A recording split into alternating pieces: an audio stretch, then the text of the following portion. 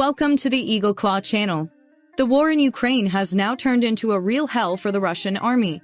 Russian soldiers in the east had nowhere to run. If they retreat, the Russian commanders point guns at them. From the west, the Ukrainian armed forces join them and advance.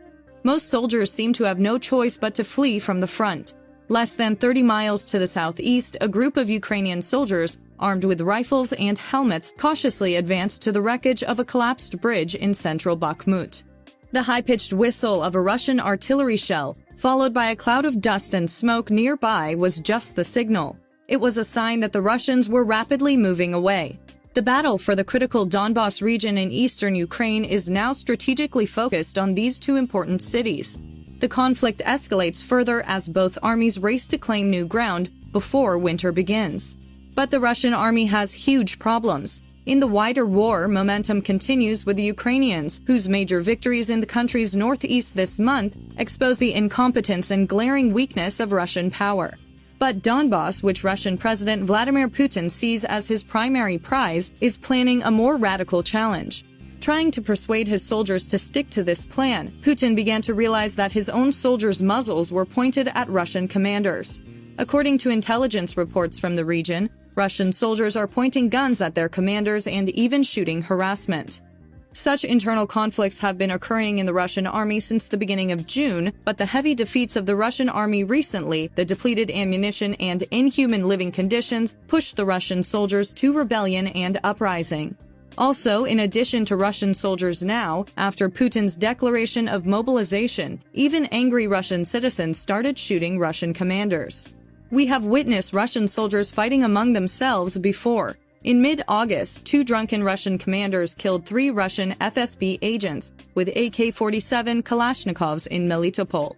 At the same time, armed clashes broke out in July between the Russian Spetsnaz and the Wagner Group. The main reason for these internal conflicts in the Russian army was that the Russian army commanders drove the soldiers to the front as the target of the Ukrainian artillery, and the soldiers preferred to oppose their commanders rather than sacrifice their own lives. At the same time, 2 enraged Russian soldiers are stranded on the battlefield in Ukraine with almost no resources to fight. The 2 men said ill-equipped Russian soldiers were abandoned on Ukrainian soil with little equipment as a sign of Vladimir Putin's poor combat logistics from man-shift bunkers. 2 men with very low morale expressed dissatisfaction with the way that they were treated and abandoned on the battlefield. With insufficient resources and at the mercy of Ukrainian soldiers, they said they had gone undercover to avoid an inevitable death. In a video shared on social media, an unnamed Russian soldier recounted his depressing war experience, saying that they were sitting in the woods and how mortars regularly bombarded them. He called out to the soldier's commander and said, "No one can talk to us." He concluded by saying, "Like cannon fodder, he sent us into the forest and abandoned us."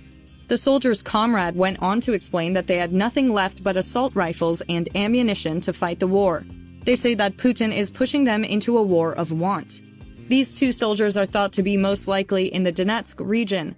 Last week, Russia enacted new rules to facilitate the partial mobilization of adult men, sparking a furious rush to the borders as Russian men tried to flee the country before they were enlisted in the military.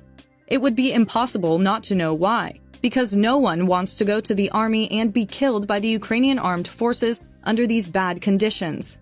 Russia's war in Ukraine is definitely going badly for President Putin, and if Ukraine's wishes continue to go this way, it could only get worse.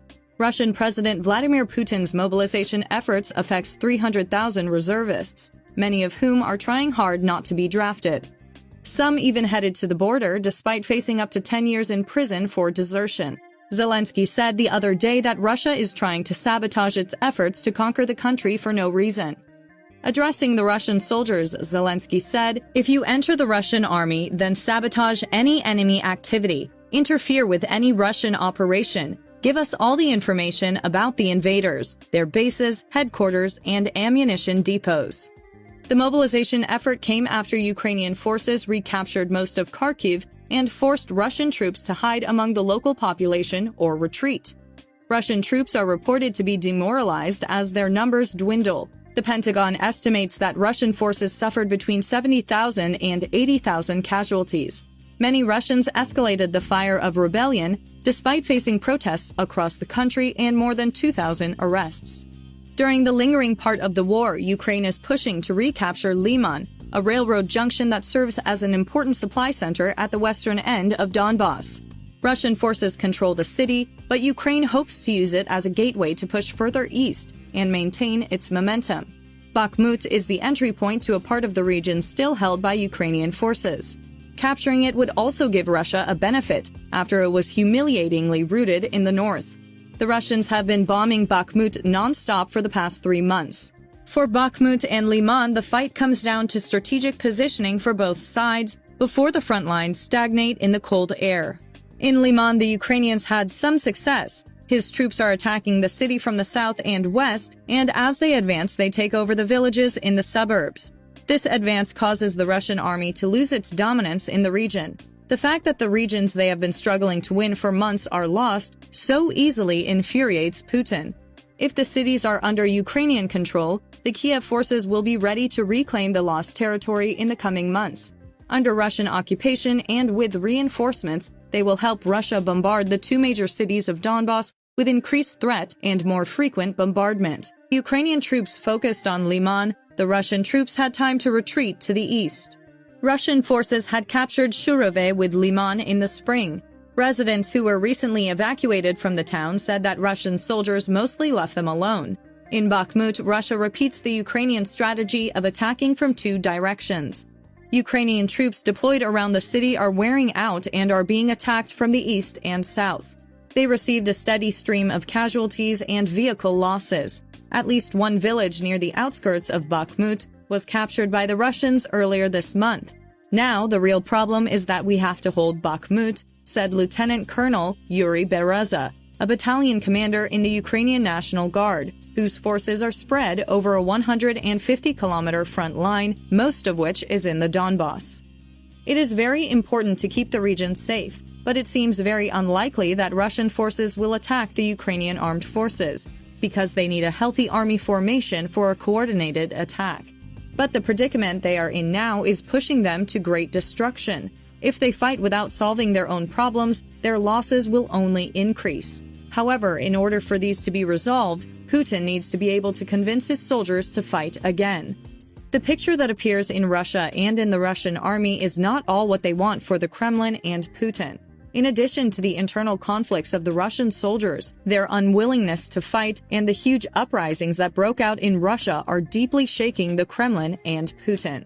By taking the anti-war protests to the next level, hundreds of thousands of Russian citizens in nearly 50 Russian cities are setting fire to the Russian military branches and administrative buildings. The Ukrainian armed forces have proven that they can stop and push back the Russian army, but ending the war is not something the Ukrainian armed forces can do alone. In this case, Russian soldiers and Russian civilians are more likely to stand up against this senseless war and stop the war. Wishing the Ukrainians and Russians peace and freedom. Thanks for watching.